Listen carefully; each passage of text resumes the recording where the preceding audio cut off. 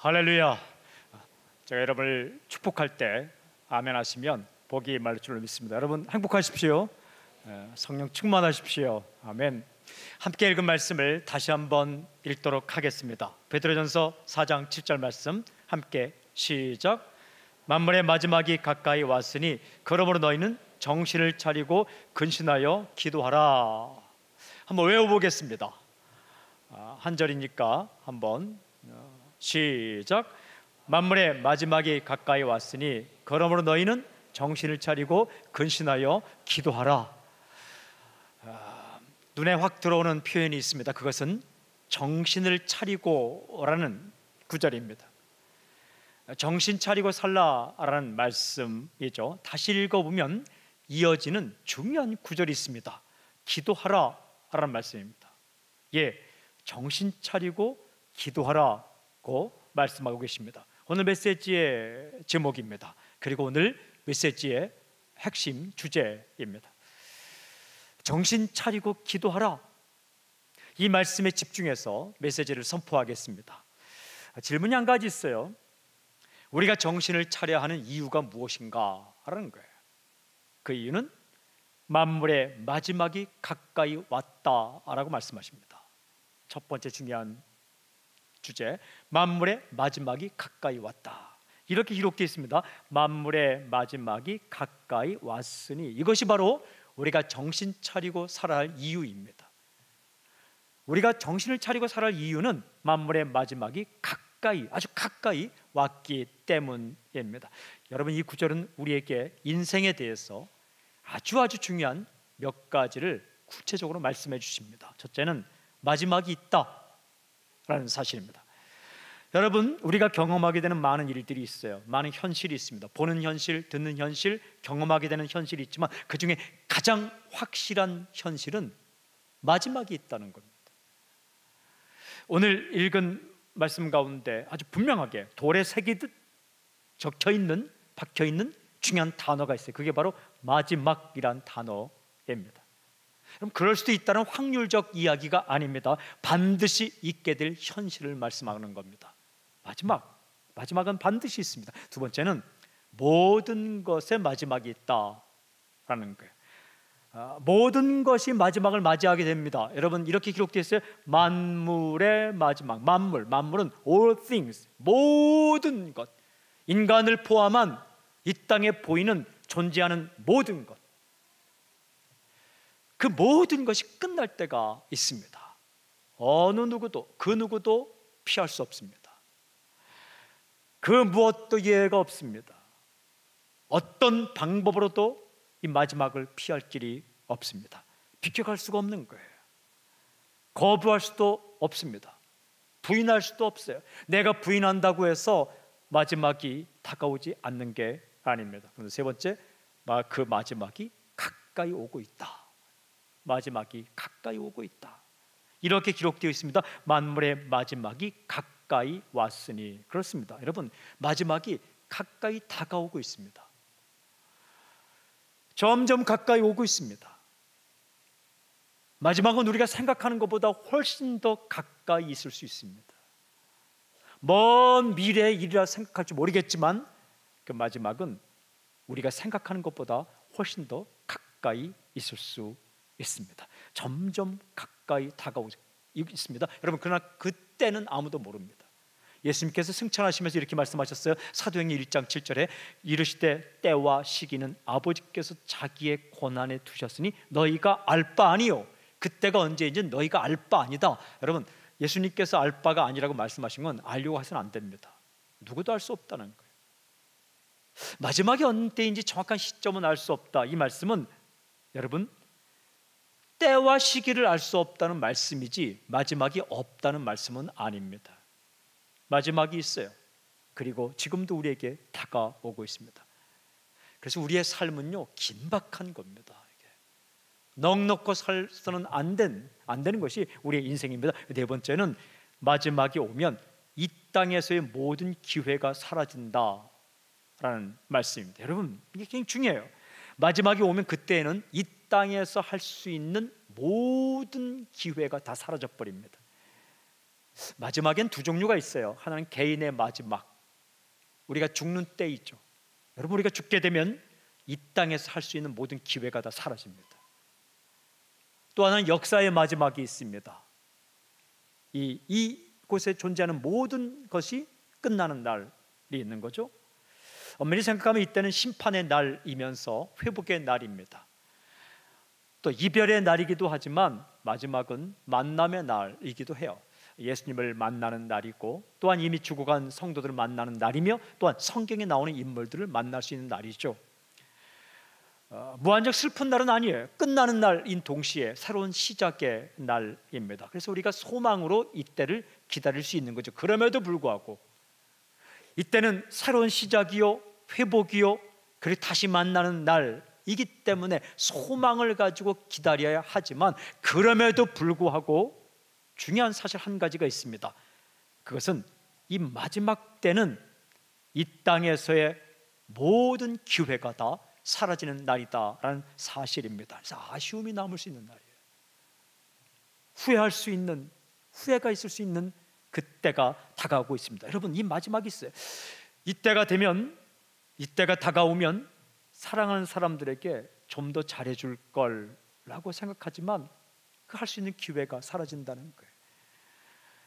고마운 사람에게 고맙다고 말하고 싶어도 할 수 없게 됩니다.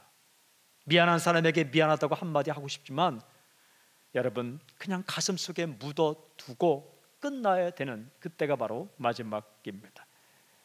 주님의 뜻대로 한번 제대로 살고 싶다 결단해도 그 마지막 때가 오면 더 이상 이 땅에서 주의 뜻대로 살 수가 없습니다.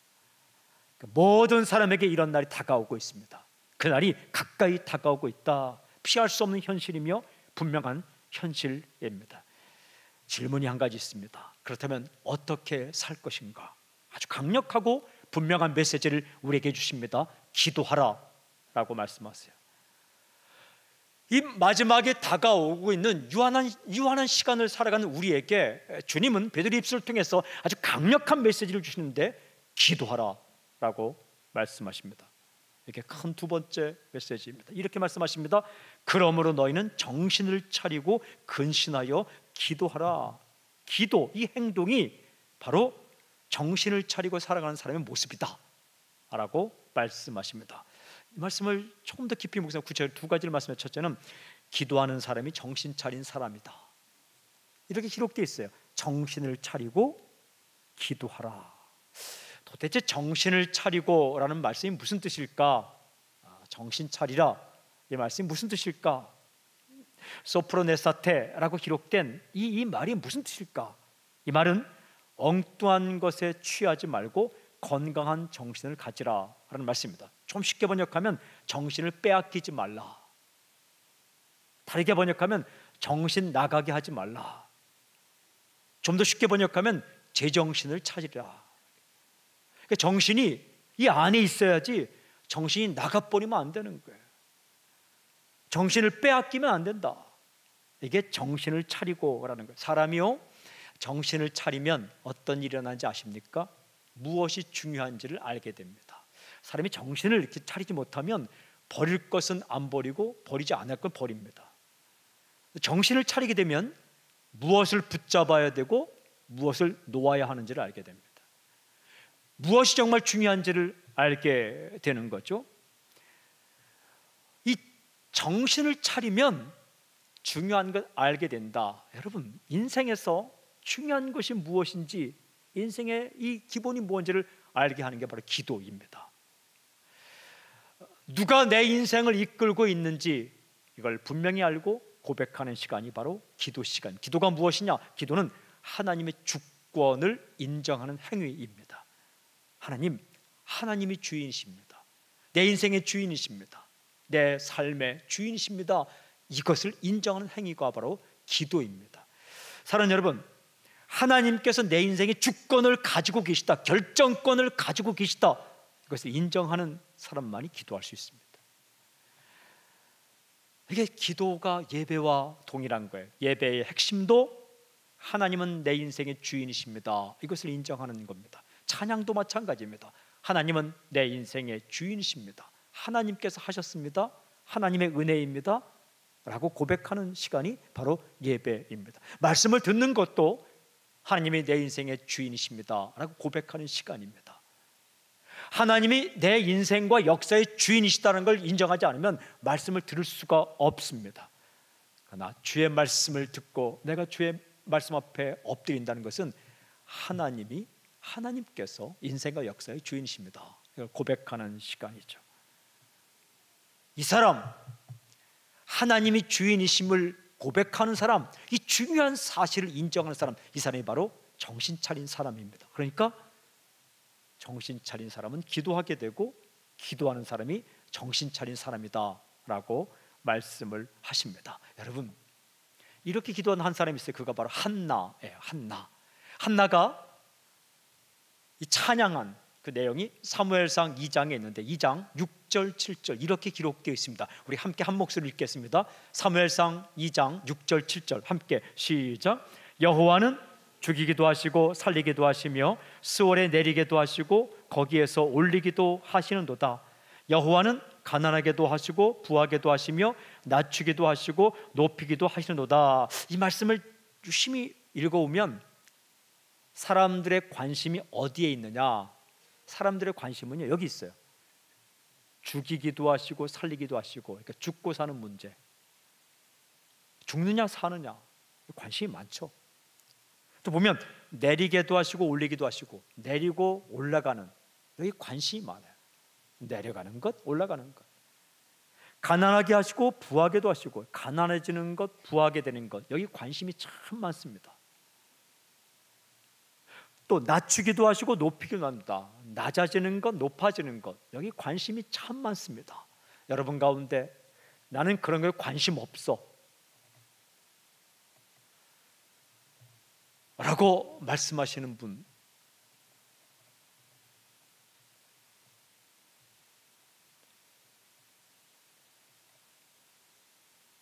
그냥 뭐 그렇게 살아야죠. 다 관심이 있어요. 온통 우리의 관심이 거기 있어요. 그런데 그게 나쁘다는 게 아니라, 그러면 중요한 관심은요, 여호와는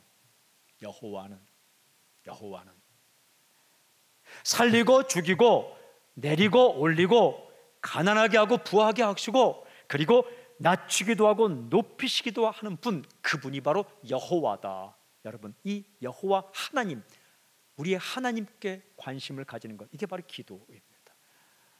이 땅에 살면서 낮아지고 높아지는 거 관심 없는 사람이 누가 있겠습니까? 부하게 되고 가난하게 되는 것 아무런 신경 쓰지 않는 사람이 누가 있겠습니까? 그리고 높아지고 낮아지는 것, 죽고 사는 문제에 관심 없는 사람이 누가 있겠습니까? 그러나 그 많은 관심, 그 우리 인생과 인생 사이에 일어나는 많은 일들, 그 주도권을 가지고 계신 하나님께 바짝 엎드려 그분께 이 문제를 구하는 사람, 이 사람이 바로 기도하는 사람이고, 이 사람이 바로 정신 차린 사람이다 라는 말씀입니다. 정신 차린 사람은 기도하는 사람이고, 기도하는 사람이 정신 차린 사람이다.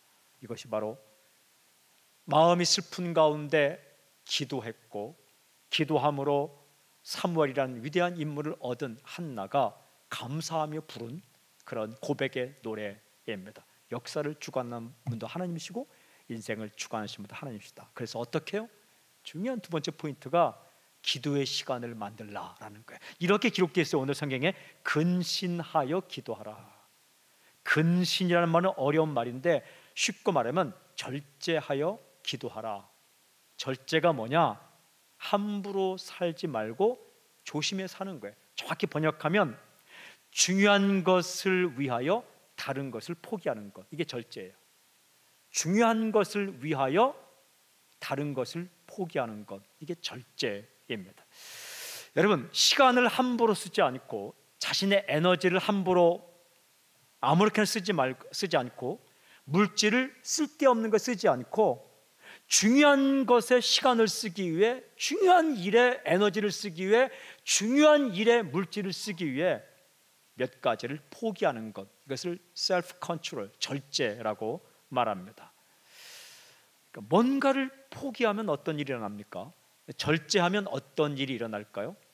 여러분, 뭔가를 중요한 것을 위해서 몇 가지를 포기하고 절제하면 공간이 생깁니다. 이게 그 집안에도 물건으로 꽉 차 있잖아요. 옷장에 옷으로 꽉 차 있잖아요. 거기에서 몇 개를 버리면 어떤 일이 일어날까요? 공간이 생깁니다. 공간.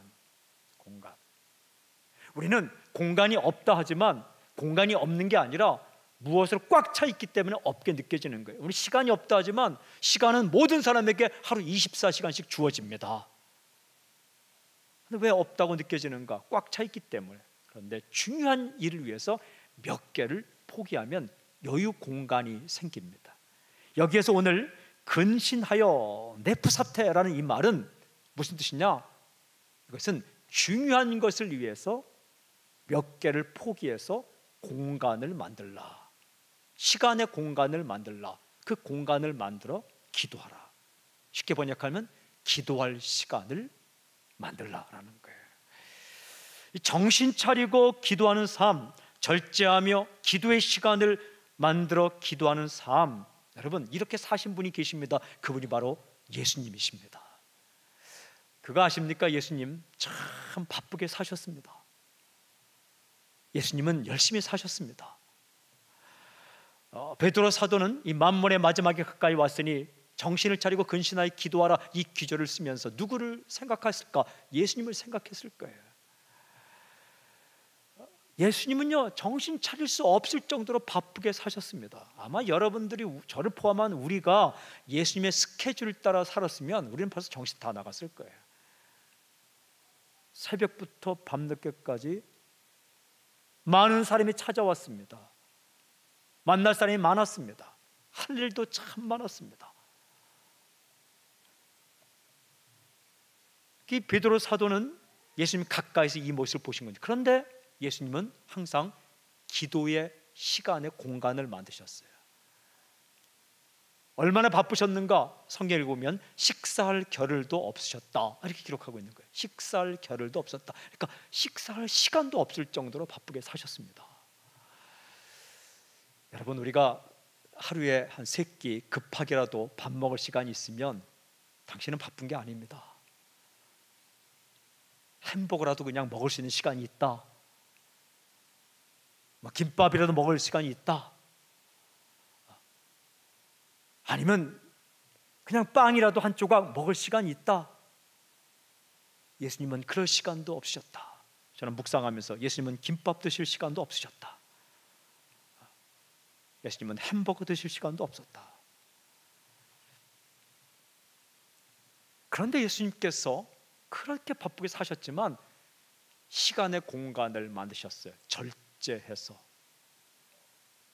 그 중요한 기도 시간을 위해서 몇 가지를 포기하면서 그 공간을 만드시고 그 공간, 이 시간의 공간을 기도로 채우셨어요. 예수님께서 잡히시는 날밤, 십자가에 달려 돌아가시기 바로 전날 밤에도 겟세마네 동산에서 기도하셨어요. 굉장히 긴박한 순간에 기도하셨어요. 그런데 그때 베드로는 무엇을 했는가? 잠을 잤습니다. 예수님께서 기도하고 와보니까 베드로, 야고보, 요한 이 삼총사가 잠을 자고 있는 거예요. 그때 예수께서 이런 말씀하셨어요. 마태복음 26장 41절에 시험에 들지 않게 깨어 기도하라. 마음에는 원이로되 육신이 약하도다 하시고, 굉장히 중요한 말씀이 있어요. 이 말씀 무슨냐면 시험에 들지 않게 깨어 기도하라. 그러니까 기도하면 시험에 들지 않는다. 기도하지 않으면 시험에 든다. 이 말씀, 이 후반부 말씀이 더욱 중요한데 마음에는 원이로되 육신이 약하도다. 무슨 말씀이에요? 마음에는 기도하고 싶지만 육신이 피곤하면 육신이 약하기 때문에 기도할 수 없다. 여러분 가운데 난 정신력만 있으면 돼, 정신력만 살아있으면 일주일 동안 잠을 안 자도 기도할 수 있어. 그게 아니더라고요. 다른 데 바쁘게 시간을 쓰고 피곤하면 기도할 때 자더라고요. 이 베드로예요, 베드로. 우리가 베드로보다 더 못하면 못했지 낫지 않아요. 이 절제가 필요해요. 절제가, 근신이 필요한 겁니다. 우리가 약한 존재임을 고백해야 돼요. 우리는 육신적으로 약해요. 그래서 이 일 저 일 다 하다 보면 피곤하니까 기도할 시간 만들지 못하는 거예요. 이 관심 저 관심 다 갖다 보면 기도할 시간의 공간을 만들지 못해요. 골방이 없는 거예요. 골방. 자신이 기도할 수 있는 골방이 없는 거죠. 그러면 허겁지겁 살게 돼요. 여러분, 많은 일을 한다는 것은 나쁜 게 아닙니다. 만날 사람이 많다는 것, 할 일이 많다는 것, 신경 쓸 일이 많다는 것은 나쁜 거 아니에요. 좋은 거예요. 그러나 그것에 치여서 기도할 여유 공간, 마음의 공간, 시간의 공간이 없다면 이게 문제이죠. 일이 뒤죽박죽이 되는 거죠. 근신하여 기도하라, 이 말씀은 몇 가지를 절제해서 기도할 시간의 여유 공간을 만들어라 라고 말씀하시는 거죠. 여러분, 이 마음에는 원이로되 육신이 약하도다, 시험에 들지 않게 깨어 기도하라, 이 말씀을 들을 때 베드로가 정신이 번쩍 났을 거예요. 베드로는 살면서 이 말씀을 평생 기억하고 살았을 것입니다. 그래도 실수를 다음에 또 하는 거죠. 또 다시 마음을 추스리고 마음을 다잡으며 살아갔을 것입니다. 사랑하는 여러분, 할 일이 많고 당신의 마음을 사로잡으려고 하는 것들이 많을 때에 그럴지라도 기도의 시간의 공간을 만드는 당신이 될 수 있기를 바랍니다. 왜 이렇게 기도하라고 주님께서 말씀하실까? 기도는 유익하기 때문입니다. 기도는 좋은 것이기 때문에 그렇습니다. 기도할 때 가장 큰 유익이 뭘까? 내가 원하는 것을 얻는 것이 가장 큰 유익일까? 그것도 참 좋은 일입니다. 그러나 기도의 가장 큰 유익은 하나님과의 관계가 깊어지는 거예요. 하나님과의 관계를 내가 확인하는 거예요. 아, 하나님은 내 아버지이시구나, 나는 그분의 자녀이구나, 이것을 더 깊게 확인하는, 이게 기도의 유익입니다.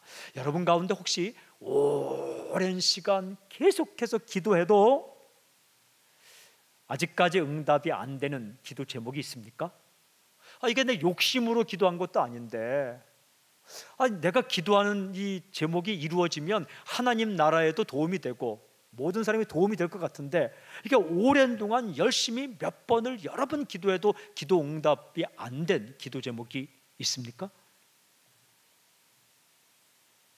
여러분, 그것은 당신을 하나님이 미워해서가 아니라 당신을 하나님께 묶어두기 위한 하나님의 고도의 전략입니다. 왜냐하면 그 문제가 있어야 하나님께 붙어있기 때문에 그렇습니다. 그 어떤 문제가 있어야 하나님 앞에 엎드려서 기도하기 때문에 그 문제를 주시는 거예요. 여러분, 기도 제목을 주시는 하나님, 그건 사랑입니다. 그렇게라도 이야기를 하고 싶은 거예요. 그렇게라도 하나님은 당신을 만나고 싶은 거예요.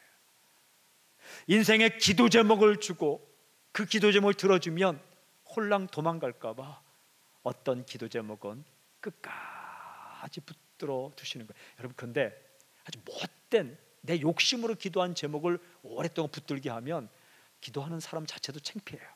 그런데 위대하게 보이는, 선하게 보이는 정말 이 구원 계획이라든지 아니면 부흥 혹은 선한 일들을 기도할 때에 여러분, 그것은 지치지 않고 기도할 수 있는 제목이더라고요.